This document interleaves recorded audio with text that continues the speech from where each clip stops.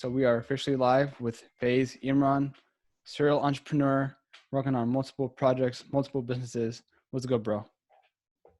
I'm doing fine. How about yourself? Can't complain, can't complain. So yeah, man, I Awesome. see that you're working on multiple things. And before we even go upon the projects that you're working on right now, kind of give us the origin story of like who you are and how do you get into entrepreneurship? Yeah, of course. I say this with, a little grain of like, I don't know. I'm natural born entrepreneur. I hate that word, but like It's the truth I've then, been right? hustling from day one, 9-year-old, I was selling not pop sockets. They had these like little touch things like pop sockets, fidget spinners, actual pop sockets, phone cases.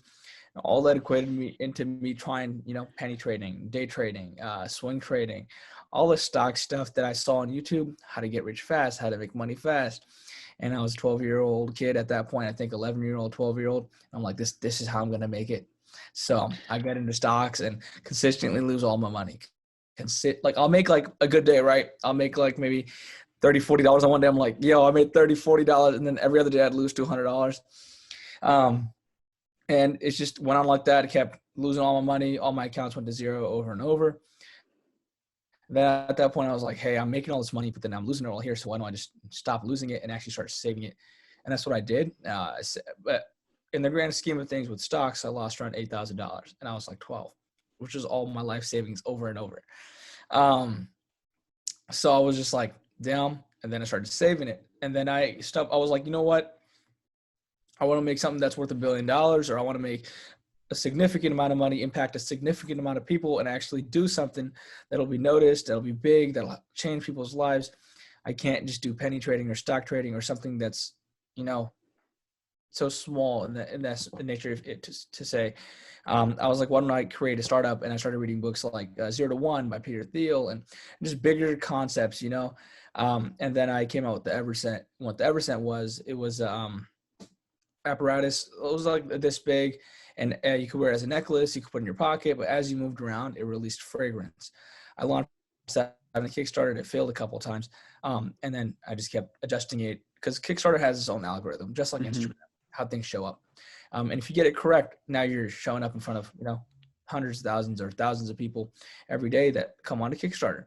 So once I got it, dialed down, it started growing. It was growing pretty fast, and I was like, "Oh my God, we're actually gonna hit the goal. It's actually working." And it was crazy to me. And then in the midst of all that, a company reaches out and they're like, "Hey, is it do you still have the patent pending and everything on it?" And I'm like, "Yeah." And I'm like, "Why?" And they're like, "Let's hop on a call." And pretty much what happened from there is they wanted to buy me out. They wanted to buy all the intellectual property I had at that point, all the customer base, the email, everything I had, and they wanted to just repurpose it and use it for something else. And I was like, my homie, this is my first, this is cool. Let's do it. So I sent them I think 3 or 4 copies, one in each color, a box, all the stuff that I had for it. They were in New York, so they got it. And they're like, this is awesome. They verified everything. And then I pretty much transferred everything over to them. And then that was it. That was, again, everything I've worked on just gone. And I was like, is this how it's supposed to be? Like nothing anymore. Like, yes, I was getting royalty, but like, I was like, my company's gone. Like everything I worked for is just now gone again. And I was just kind of sad. I was kind of depressed about it for a couple months and just sitting there like, now what? I sold what I was good at.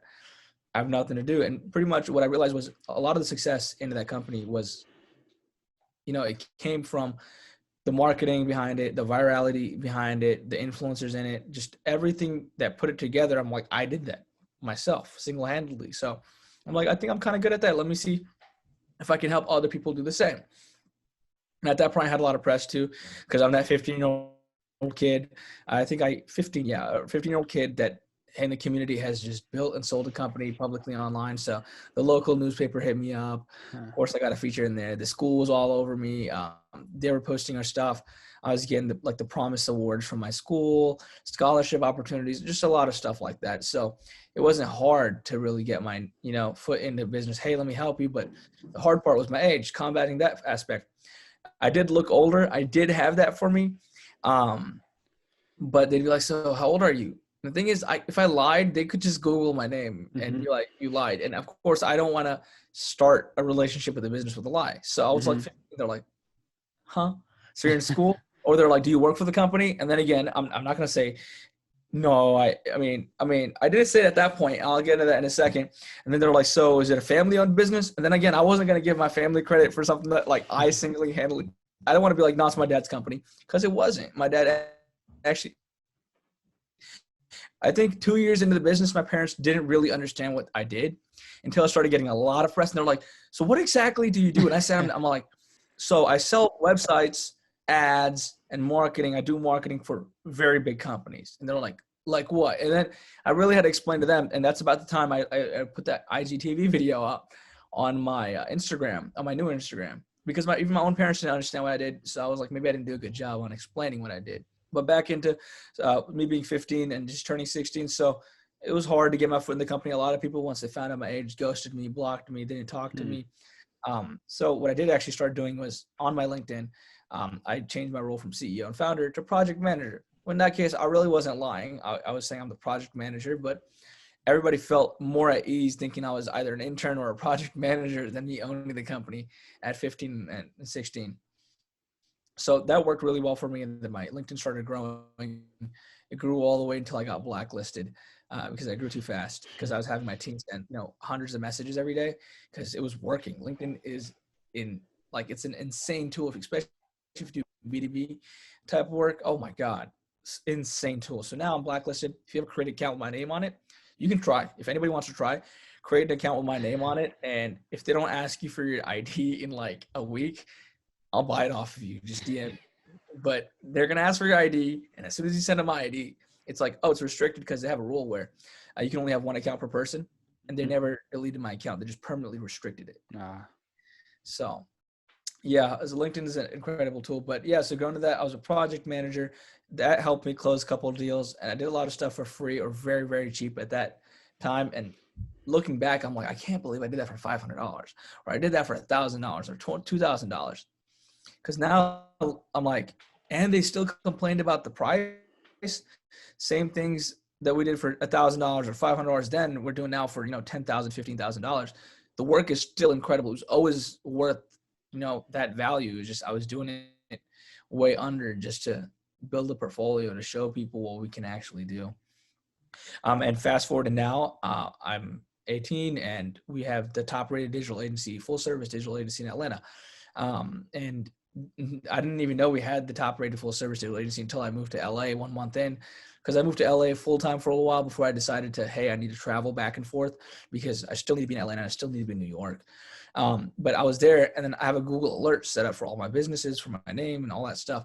And it says Google alert, top rated digital agencies in Atlanta. And I'm like, huh. And then I go look at it. I'm like, I guess we are the only full service digital agency with this many 5-star, like with this track record, with this many reviews, this many good, solid reviews and happy customers. And honestly, that goes behind just having customers that trust you and not oversell that, because we never gotten a single chargeback in company history either. A lot of people they're doing or online type businesses, SaaS businesses or service businesses get chargebacks, and they're like, how do I avoid them? I'm like, undersell. Very simple. Yeah, so that's Fismma. That's my main hustle. And then from Fismma stemmed a lot of relationships and a lot of companies. And when I say that, what I mean is because Fismma was the epicenter, pretty much I'd meet other businesses, other entrepreneurs. They not only just get service done with us, they'd love the way a company worked. They love my personality. They love the way I interact with them or their customers or help them. So I started doing fractional CMO work. That means I get equity stake in some companies. Sometimes it's advisory share. Sometimes it's they're larger than that. Or sometimes it's even a retainer. And then with that stemmed even more relationship. It's just like I just kept going vertical in the space I'm in. And then I actually did a podcast with now one of my co-founders, Brendan Cox. He owns like Cox Visuals and a couple other cool companies. And he also manages teen celebrity Devin Carey. He's a super famous TikToker. He does some cool stuff with some cool people. I saw him with Iggy Azalea. He does the most random cool things. So he's a cool guy. He's also one of my co-founders. And one day, I don't remember if I called him or he called me, but he was like, hey, we should do something. We should build a platform like this. And I'm like, we should build a news platform. And we just started talking back and forth. And he's like, I have this friend, Devin, let's get him in it. And I was like, cool. And then it just, from there, Business Blurb, in a span of 3 months, became the fastest growing entrepreneurial media company of 2020. And we got that, Forbes gave us that title. So, and like I said, that was also like, we woke up one day and we're like, no way. And Brenda's like, yeah, I mean, I did do an interview with this lady, but like, shit, it's Forbes. And we're like, damn, you know, because Forbes was something I always wanted to be on. It's something like, you just got to do some crazy stuff to get on. There's no really shortcut to it. Yeah, you can get on Forbes India, but like the real Forbes, there's no real shortcut to get on there without doing something.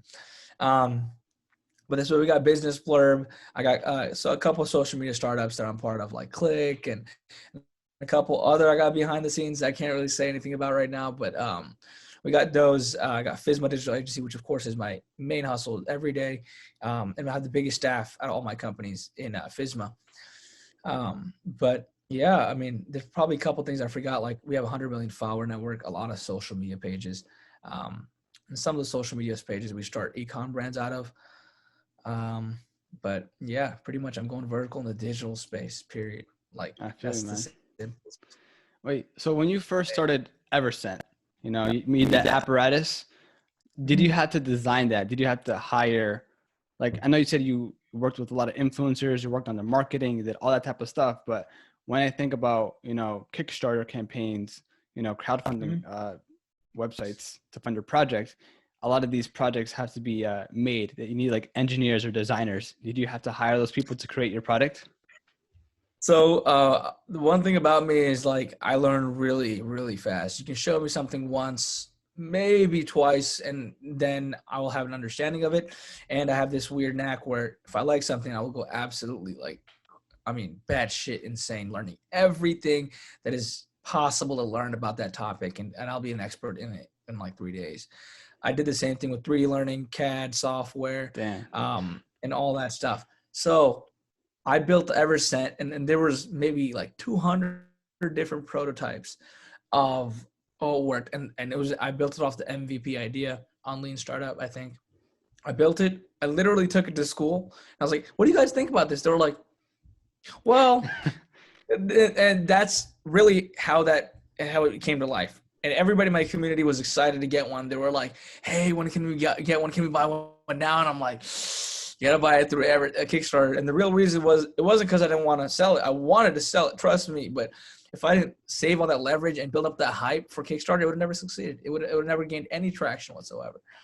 And even to this day, I still get DMs from people here and there. Hey, did the Everscent ever happen? You think I can get a copy off of you? Like get one or the 3D file at least?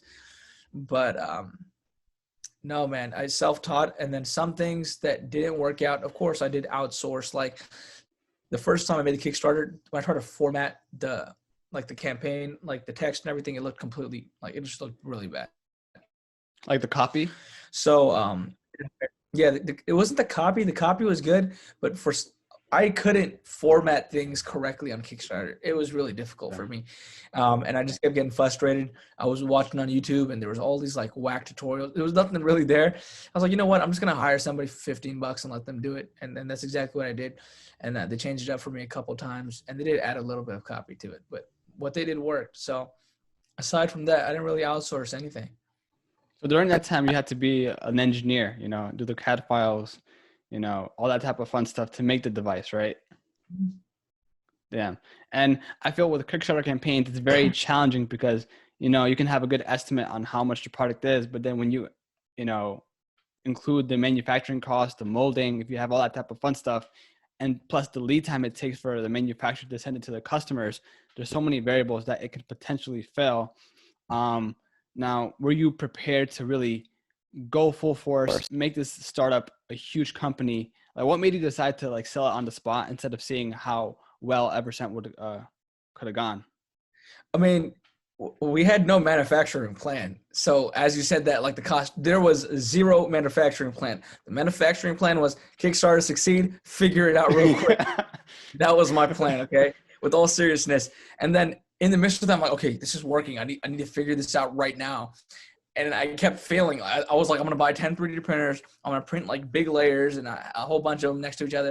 And every time I do that, it'd fail. So I was losing my mind. So I really honestly, I feel like I got saved when they hit me up. I'm like, thank God. Now you guys can figure out how to manufacture these because I don't know.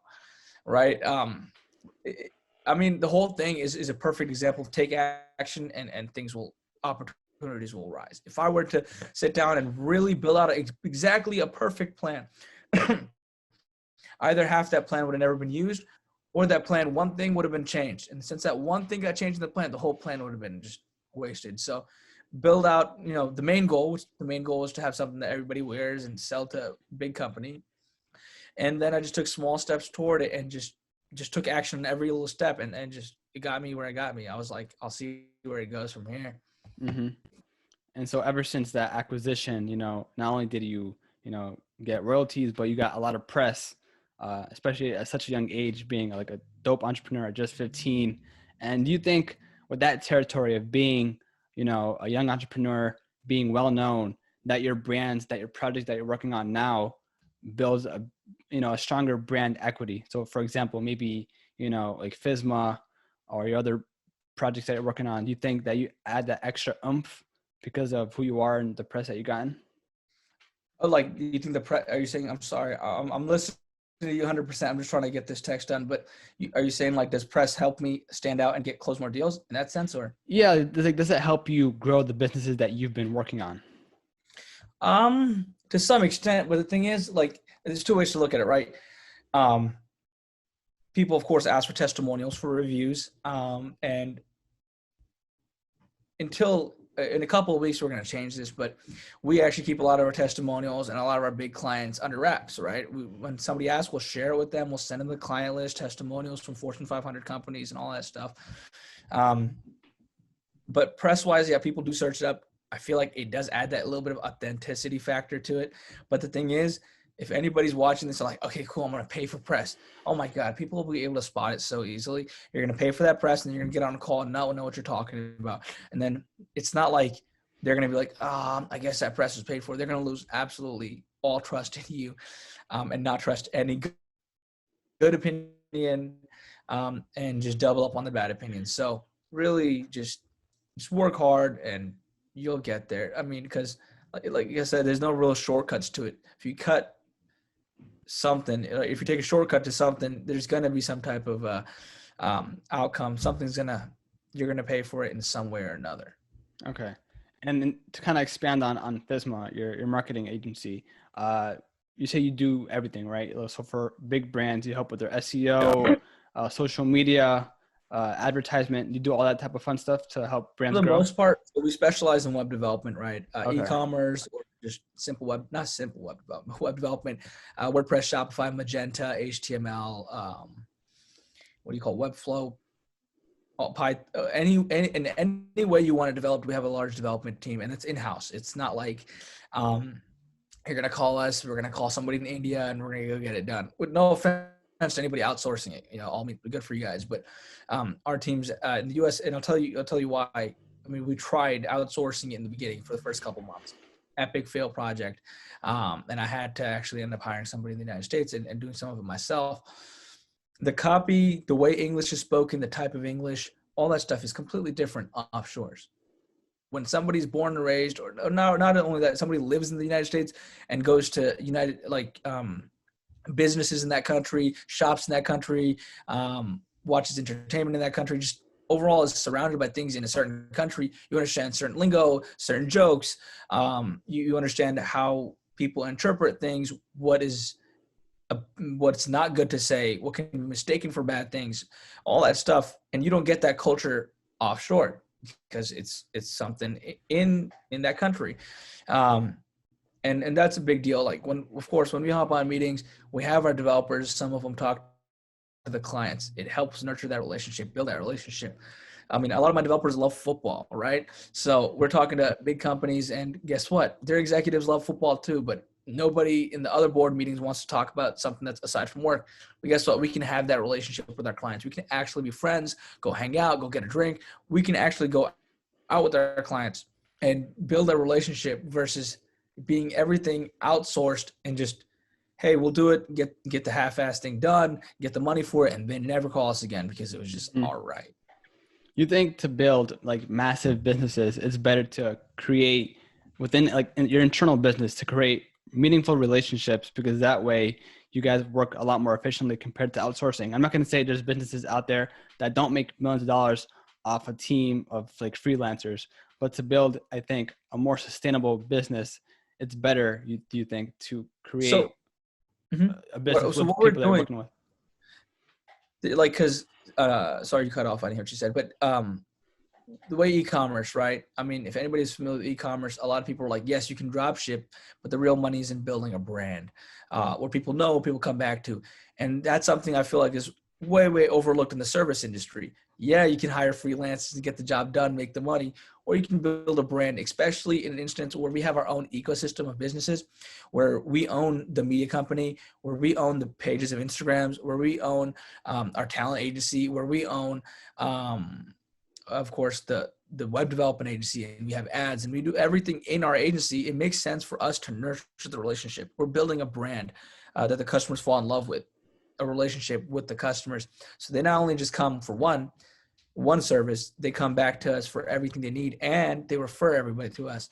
Like, referrals are single-handedly the biggest source of business for us, right? Yes, ads do an amazing job, but referrals, nothing beats referrals, because when those people come to you, they're already pre-sold. Their friend did something with you guys and it was amazing, and they made a lot of money as a result to it, and they trust their friends. So they come to you and like, hey, I don't care how much it is, I want this too. Yeah, I definitely do believe, building a brand is where you make your money. Because if you have a drop shipping store, and there's no brand around it, and say a company is looking at brands to buy, they don't want to buy a store that's just transactional. They want to buy a brand that has meaning behind it and where they can kind of add on to it. Of course, you can Yeah. create a drop shipping store like Nike, but if you have Nike that has all this brand exposure with their athletes and whatnot, it's just a lot more meaningful. And of course, it's going to take time to build a brand. But like you Mhm. said, you got to like be patient and just work consistently on working on that brand until you have probably interested buyers. It depends. Yeah, you can make $1 million in a month, and then that's it, and never make money ever again because nobody trusts you. Or spread that out, make maybe $2 million a year or $1 million a year, but make it every single year, and then double it up every single year, because you're building a solid brand that people trust. And that's what we're behind. One of the core values in our company actually is, don't sell something to somebody unless if they don't need it, don't sell it to them. Mm-hmm. Why? Cool. They might think they need it. If they don't need it, they buy it. They're going to feel like they got ripped off. Yeah. I'm sorry, everybody ever is They spam. text you at the worst time? I'm sorry, what? They text you at the worst time? I got like 4 million texts, man. I got like 400 calls from everybody. Was it like now you can check it, don't worry. But I was gonna ask, now in terms of Business Blurb, your media news company that you kind of co-founded with your partner, how fast did you guys grow that? You said in 3 months you guys were featured I on think it was Forbes. about 3 months. Yeah, we got published on Forbes for being the fastest growing entrepreneurial media company of 2020. We were getting, I think, what was it, like 20, 30 million impressions a month across TikTok, Instagram, the website itself, and a couple other places. But just, I mean, props to my partners also. We did an amazing job as a whole, as a team. All the journalists we hired, everybody was writing, all the editors, all the contributors. It was done correctly. We put in a lot of time on building the team, building the infrastructure. Of course, my team was behind building the site, the online presence, and all that stuff. Brendan was a big part in the branding and the design and how it looks and feels. And then Devin was a big part in pushing it and just being a face behind it also.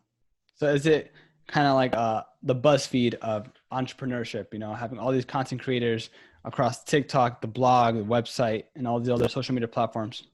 Now, how do you kind of monetize a media company? I know BuzzFeed or maybe Vice, they're a media company, and a lot of their revenue, of course, they have their own merch, but a lot of the revenue comes from sponsors or other media companies wanting to use their content. For example, if CNN wants a clip from their videos, of course they have to license that, right?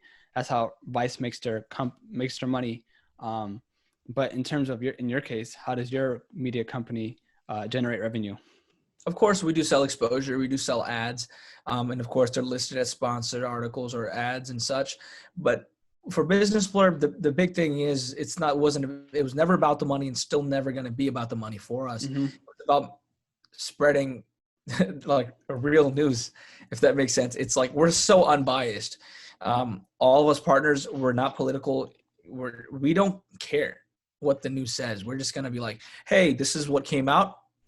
Here's A and here's Z. Make your own opinion about it. We're really we wanted to spread just news for young people, make it appealing for younger people, and just build a source of something where young people, teenagers, Gen Z to say, can go on and be like, cool, this is a cool fact, or this is a cool quote, or this is motivating, or, oh my God, did you see this? Or just really get the news in without all these other political derivatives or any other intentions in mind. So it was just a cool project. It picked up because it was an honest project. Like there's not a really like grand scheme money making. It's exposure. We reach millions of people every day. And we're happy with that. Yes, we do have a lot of cool plans in the future for it to help more and reach more people, which I'm more than excited to talk about when they come out. Of course, I can't talk about them before that. But no, a lot of cool stuff on the way from Business Blurb for sure. So you think kind of a generalization, when you create a business, is it better to create a business because of something that you think is cool and that you like, instead of just doing it for the money, right? If you do something that's cool, then you might do unorthodox things that really can be a lot different from the industry or market standard, and it will really stand out. Yeah. So if we went into Business Blurb for the money, it would have looked a lot different. We went in to innovate, right? To do something a little different, to do something a little cleaner, just a little better than everybody else's. We're also the first media company, and we documented this too, to have verified contributors and stuff like that. Yes, I'm not even joking. A couple weeks after, a lot of media companies followed us, copied us, and just try to put that in their sites too. But of course, we documented us being the first people. But stuff like that, the small little details would have never been done if it was about money. Well, we would have just made a site, thrown an insane amount of ads on it. And ads are needed to make, of course, a site like that run to pay, to pay the people behind it. But we would have started selling all these sponsored articles, fake news. We would have taken money from certain individuals that wanted to spread their version of the news. It would have, like I said, it would have been a different platform. It would have looked a lot different. And it would not have been fun anymore. Yeah, I definitely feel that. Now, how do you kind of manage all these projects? I know you fly from like LA to Atlanta. Yep. How do you kind of manage your time and allocate your time to these different projects? So, I mean, until last year, I was really bad at this, but I became really good at delegation. Certain people have certain roles in my company, and then I have certain people that are attached to all my companies. For example, my assistant and some of my project managers, they come across all my companies. They take care of the tedious tasks, and they allow me to focus on the big things. That's why I was stressing out when I was getting 400 calls. I'm like, it hasn't happened in a long time. But everybody does their job, and I don't micromanage them. A lot of our employees are remote. Some of them are sitting in Texas, some are in LA, some in Atlanta, some in San Francisco and New York. They're spread out, and some of them I do meet with in person a lot, regularly, some on a daily basis. But like I said, all of them, they do their job, and it's like orchestra. Everybody does their job, and as long as everybody does it correctly, we have harmony. It's a perfect symphony. Yeah, I feel that a lot of business owners, CEOs, they might want to micromanage their business because it's their baby and they want to do it the way they want. But I think in order to have a good, like, free-flowing business, you have to let go of certain things, let go of some control, because if you micromanage everything, then nothing's going to be done, right? Especially if you have multiple businesses, it's not possible. Because like I said, I've tried. I seriously did try being there for every project, being a project manager, or at least as an assistant project manager for every single project. I can't. It's not possible, especially with the type of clientele we have now. Yes, usually our clients, if they're making over $1 billion, I'm a specific big role of that project. But if they're not making $1 billion a year, which sounds like a large number, but so a good bit of our clients make that much. I'm not 100% part of that project. I leave the job to everybody else. But yeah, if you keep micromanaging, you're not going to be able to run multiple businesses seamlessly. Yeah, I definitely do believe that. And it can be hard because it's your baby and you don't want anyone messing up your business that you worked so hard for. But in order to scale, But then it'll say small. Yeah, you can have a perfect business that nobody's gonna mess up that makes 30,000, 50,000, 100, maybe 500,000 a year. I don't think you can surpass $2 million a year without getting rid of your micromanaging. Like it's, you know how hard it'd be to manage the client's payroll, projects coming in, especially for a service business. Then you have 3 other businesses that you have to manage. You have a family, you have to travel, you have friends and relationships. You want to go out and still have, be a person, be humane. So all that is it's not possible to do all of it successfully, correctly, at a good level without allocating some tasks to other people. Mm-hmm. And to be honest with you, I've spoken to quite a few entrepreneurs, but I haven't really heard anyone working with people or hiring people at your scale, especially with the amount of businesses that you have. Like, how do you even find, qualified people or people that you trust to work for your businesses? I think that's another art form, not only just working on your craft, but finding the people and entrusting their abilities to help scale the business. That's a great question. And I laugh because right now I feel, in my opinion, because of COVID, I get like all these applicants, especially we just hired a couple web developers recently. And some of the people that applied, I'm like, so have you built a site? They're like, no. I'm like, why'd you apply for a web development career if you've never built a site? I feel like everybody's just trying to, keep getting there, like not unemployment, but they got to like kind of prove that they're really trying. But the big trick, man, or there's no real trick. What I do to hire good people that actually help the company grow the company instead of taking away from it and not helping the company, of course, is hire slowly and fire fast.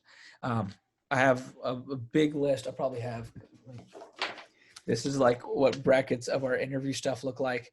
And they're in bunches. I think this is about what one interview would look like. And the thing is, it's not like the normal questions. They're questions about their life, about how they would react in certain scenarios. I really just narrow down a day in the life of Fismma, or a day in the life of a business blurb, or the day in the life of one of my other companies, and put it in paper. And I wanted to see how they'd react. And I rate them from 1 to 10, or 1 to 5 now, because 1 to 10 got too messy, on how they perform and how I rate them. And then I add the totals up and then I compare them. And I usually hire in bunches, so in pairs. For one role, I'll hire 2 people. And not only does that help them understand how they're doing, because they compare themselves and they're kind of competing. And usually one stays, but in certain circumstances like sales, I've had 2 people stay because they were both just outstanding.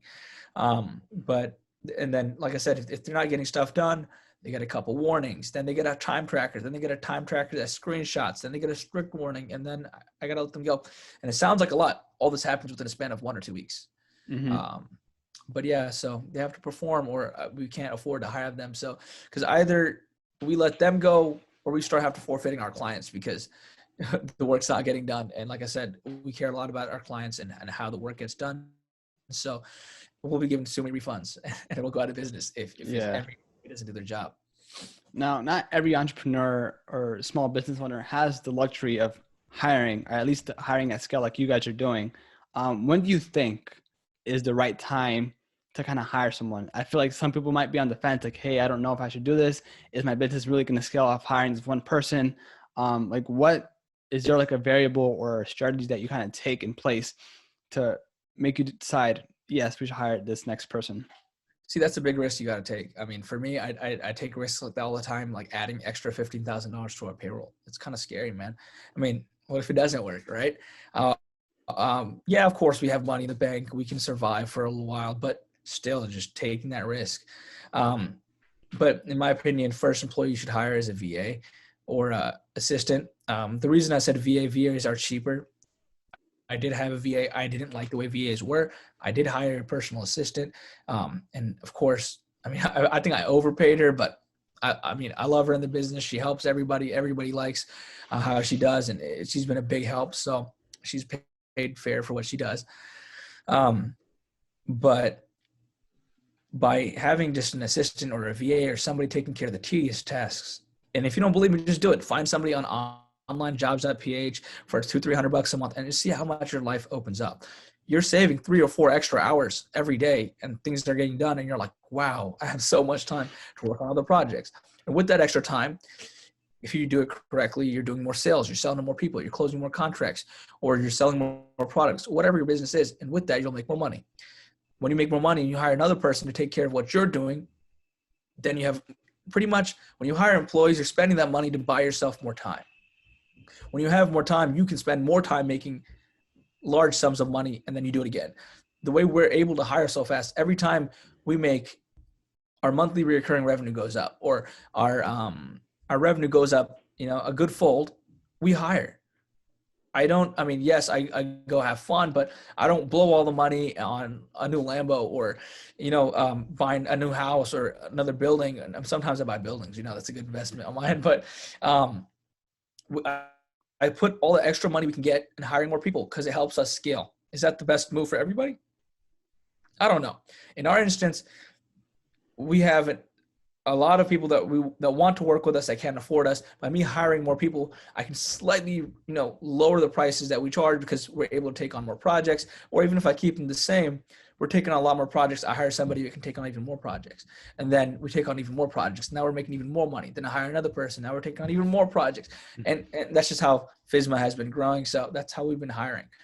If I stopped at any point, if I stopped hiring, either I'd have to increase my prices by a lot to match for the lost revenue because I can't take on certain projects, or we just go stagnant. And if we're stagnant, we're really dying. We're not growing at that point.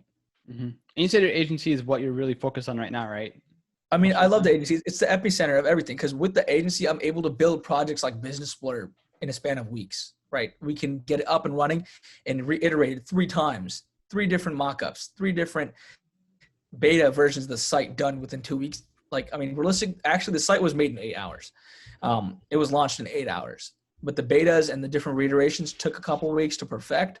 But you can't compete with that because we are the people creating it in-house and we do own the other brands. So the agency is my life. I live for the agency lives, and it's awesome.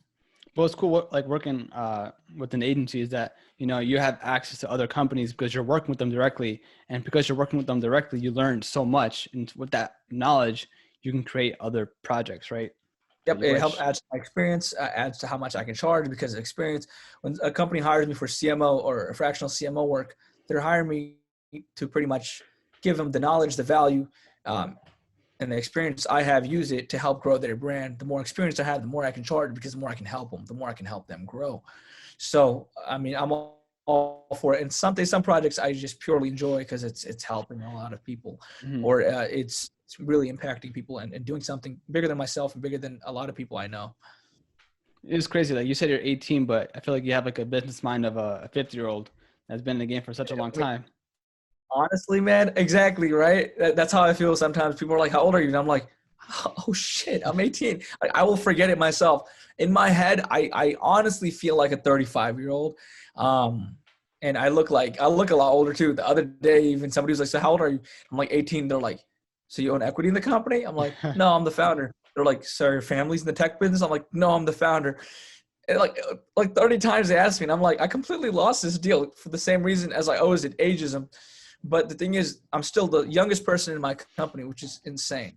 I usually don't like to take on certain sales calls with, some closed-minded people for that exact reason. And then I work with some people that are like, you're 18. They're like, that is so awesome. And it just makes them like it more. So, I don't really let it stop me anymore. But, yeah, it's crazy. I feel like you put in the time, you learn, and you just keep progressing. Sure, man. And in terms of like your personal life, do you kind of just work and want your business to scale? Or do you like whenever you accomplish something big, you have to celebrate? It's kind of like a checkpoint and then you continue working on your businesses. Like how do you kind of balance, or how do you have your work-life balance between having fun and making moves in business? So you got to be careful not to be burned out. Once you get burned out, you're stuck in a rut for a while, especially as an entrepreneur. It's a really common thing also. I was crazy work, maybe 3 hours of sleep every day, 2 hours of sleep every day for like for a while, especially when I was in school too, because even out of school, I did it for a good while. Now, like I said, because of the size of the team, I spend my time on, lunches, dinners, going out with high level people, traveling, creating new businesses, dealing with bigger problems, bigger issues in my companies. The smaller things I don't really touch anymore. And I love that aspect. I'm actually working on 3 new startups, and oh my God, Yeesh. they're gonna, I don't know how to explain it. They're already all in beta. They've all like low key launched. Nobody knows about them. 700 domains were purchased in those makings. One of them, at least, is gonna like completely change the world. I don't know which one. I think all of them will, but I'm excited to show that stuff to you guys. But like I said, with my startups, even with Business Blurb, I'm real quiet about it until it Yeah. gains massive traction. Business Blurb, I actually only announced it, I think, after we started getting 10 million impressions a month, which was just like the first month, really, of being launched. So maybe like 31, 32 days into it, I was like, hey guys, me and my partners happened to own Business Blurb, and we all came out with it. And it was like, oh shit. Everybody was like, damn. So this is what you've been working on. I'm like, yep. So you like being But, quiet, like, that's just my, you like only like telling people that your work once it's out there, right? Like you don't kind of unless you're like, directly related to the business, or I really value your opinion and I want to have you give me feedback, you're not going to know about a company until it's launched, number 1, and it's gained massive traction, number 2.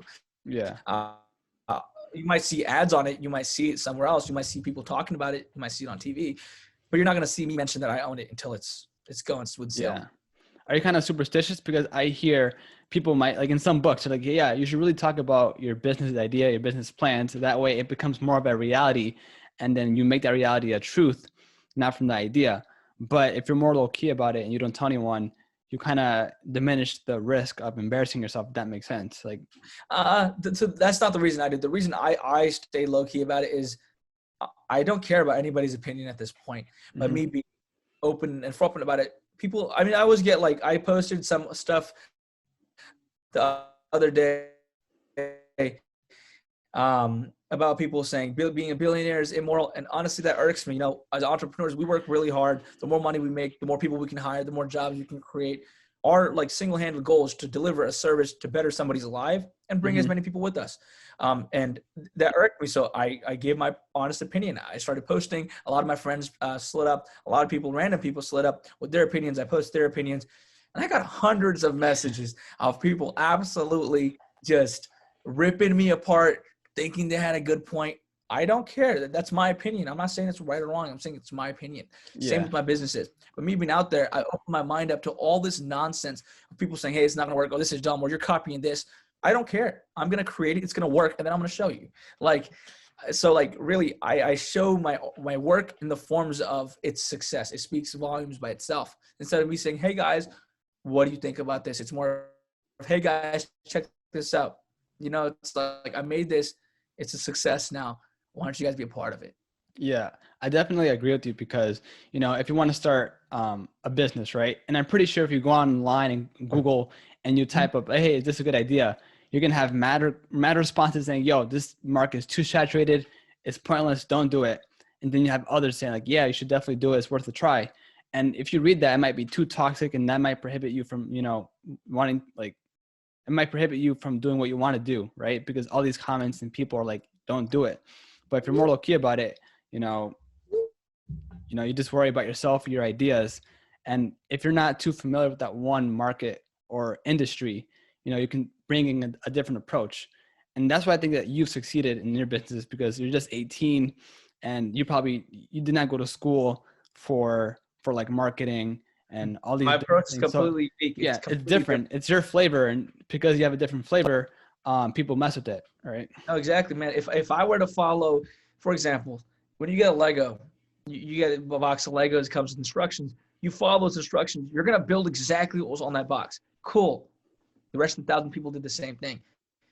I got the box of Legos and threw away the instructions. I was like, let's see what we can build. I built something unique. And the chances of somebody creating something exactly like that are 0 to none. Because guess what? I built it with no instructions in mind. I built my own path.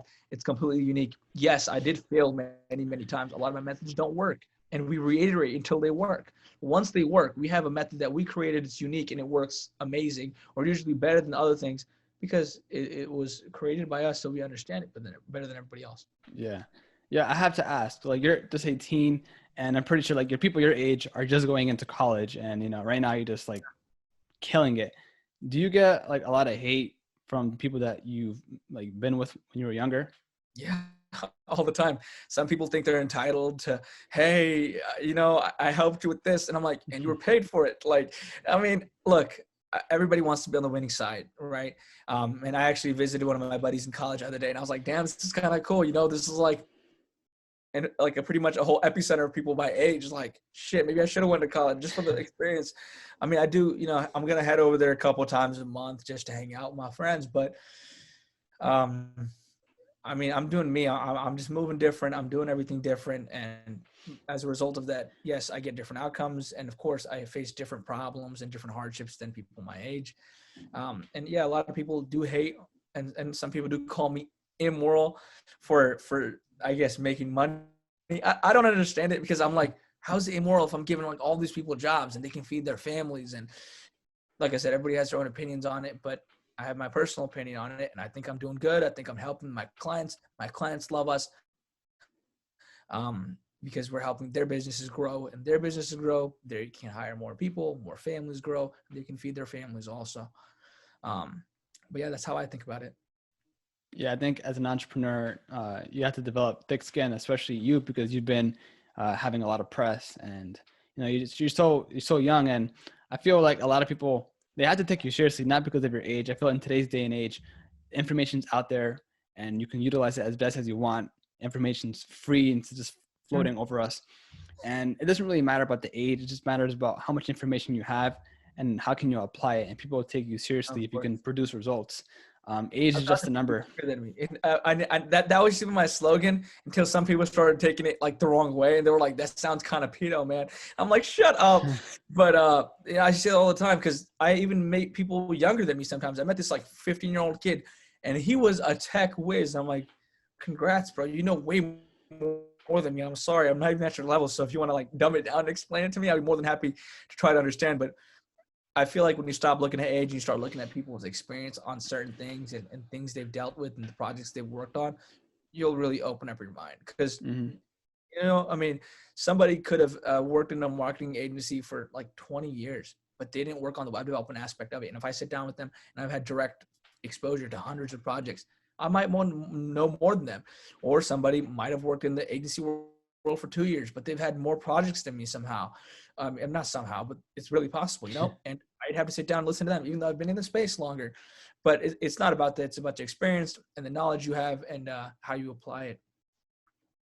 For sure, man. There's so many young kids out there. And when you go on TikTok, you see a lot of people, even younger, killing it as well. I see another thing you have to be really, really careful with. And I did a social media cleanse from not January, I think it was December of last year, until a good March or April this year.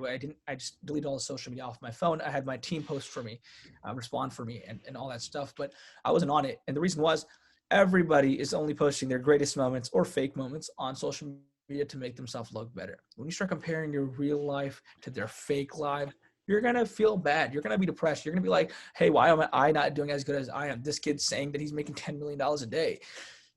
Yeah, you can't compare real to fake. It's just not possible. So you need to really just focus on yourself, because like it's like that saying, winners focus on winning when losers focus on what the winners are doing. And really, I think I'm going to do it again, just in general, to really level these startups that I'm working on again. Delete social media, really not look at anybody else. The only good thing I feel like that social media brings to you is that networking aspect, to meet people, to fulfill services that people are looking for and asking for. But for the majority, social media does a lot of bad, whether you realize it or not. It's to your subconscious. It gives you something to compare your life to that isn't a reality. Yeah, it's definitely a double-edged sword. You can consume it and it can mess you up, but you can just use it as a tool to help build your brand and whatnot. It's real hard still. You got to take it, especially everybody who's young and watching this. You got to be real careful. If you're feeling depressed or you're feeling down, I mean, first, of course, there's a lot of resources to get help. But if you feel that you're not doing something and somebody you know is, delete social media. Focus on yourself. You're not. And there's another saying. It's like, you're not ahead. You're not slow. You're exactly at the pace you're supposed to be at. You're at the place you're supposed to be at that time. It's good for you. So just stay in the real, stay in the now. Plan for the future. and don't Yeah. compare yourself. Now, like, what made you have, like, I know you said that when you were younger, like 12 years old, you're entrepreneurial, but what kind of made you have like this mindset? I know you said you were like, a natural born entrepreneur, but there's one thing being a natural born entrepreneur, but staying with that mindset of being optimistic and, you know, making moves. Now, I what mean, makes you kind of go on and do more shit, you know? so yeah, I get like what's my motivation kind of, but the thing is, and a lot, the big thing is as you progress in business, you have to create your own motivation. Sometimes there's no reason, because sometimes even I get to the point I'm like, there is not a single thing that I want that I don't have. Why should I keep going? Like, for what reason? I mean, cool. I wanted this, 2020 Lambo SVJ. Like, I want that. Can I go get it? Yeah. Was it stupid as hell? Yes. Right. But like, when you get to that point, your mind has to change or you fall into a rut. And what I realized was I always never wanted to be different. I mean, never wanted to be normal. I always wanted to be different. I always wanted to really stand out. Right.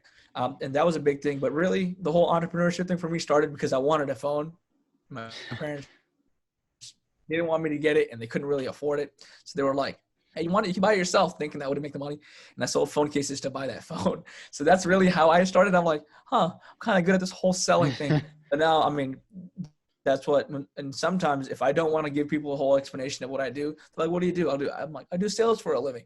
Because really, I sell myself on a daily basis. I sell my team, I sell my businesses, and I sell my products to people that need it. That's really what an entrepreneur is. So do you think that your biggest asset or your biggest skill as an entrepreneur is the sales part, or is it learning something completely new that's out of your domain? And like you said, you know, even with your startup company, you didn't know anything about CAD, but you just learned it and you applied it and then you eventually got it.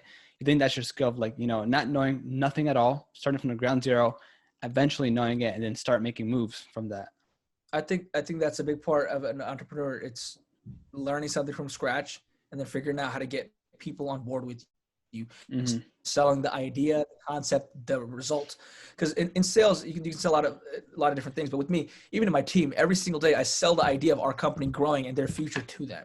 To my clients, I sell the idea of how their business would look with us being, working with them and how their business would grow, right?